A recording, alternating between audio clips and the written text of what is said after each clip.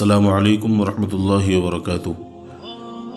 خوش قسمت ہے وہ شخص جو خوشی کو چھاؤں اور غم کو دھوپ سے زیادہ اہمیت نہیں دیتا ہے۔ اچھے الفاظ کہنے والے کے الفاظ پر غور کرو، نہ کہ اس کی ذات پر۔ ہر انسان اپنے ساتھ ایک بے باک رہبر رکھتا ہے اور وہ ہے اس کا ضمیر۔ بے شک دیر تک سوچو، لیکن سوچنے کے بعد جو بھی فیصلہ کرو وہ اٹل ہونا چاہیے۔ کبھی کبھی سنجیدگی کے خول سے نکل کر بے فکر قہقہوں کی جانب لوٹ آؤ تاکہ زندگی کا احساس باقی رہے۔ قوت ارادی مضبوط ہو تو کائنات انسان کے سامنے سرنگو ہو جاتی ہے۔ اگر کسی بندے کا اپنے خالق سے رابطہ نہیں ہے تو دراصل وہ دو پیروں پر چلنے والا ایک جانور ہے۔ عمل کے بغیر دعا ایک ایسا جسم ہے جس میں روح نہیں ہے۔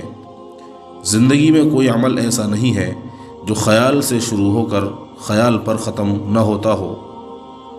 آدمی اگر 50 کمروں کا مکان بنا لے تو سوئے گا وہ ایک ہی چارپائی کی جگہ پر۔ حیات کی ابتدا کتنی ہی شاندار کیوں نہ ہو، ہر آن اور ہر لمحہ انسان کو موت کی آنکھ گھورتی رہتی ہے۔ ایسا رویہ اپنائیے کہ دوست آپ کے پاس بیٹھ کر مسرت زندگی اور کشش محسوس کریں۔ بہترین عمل وہ ہے جو مسلسل کیا جاتا ہے، چاہے وہ عمل کتنا ہی تھوڑا کیوں نہ ہو۔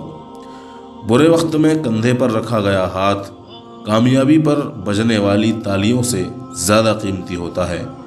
نصیب بے شک اللہ تبارک و تعالی کے ہاتھ میں ہے، مگر دعاؤں کا اختیار اس نے ہمیں دیا ہے، اور دعائیں ہی تو نصیب بدلنے کی طاقت رکھتی ہیں۔ جاہل کے سامنے عقل کی بات مت کرو، کیونکہ پہلے وہ بحث کرے گا، پھر اپنی ہار دیکھ کر آپ کا دشمن بن جائے گا۔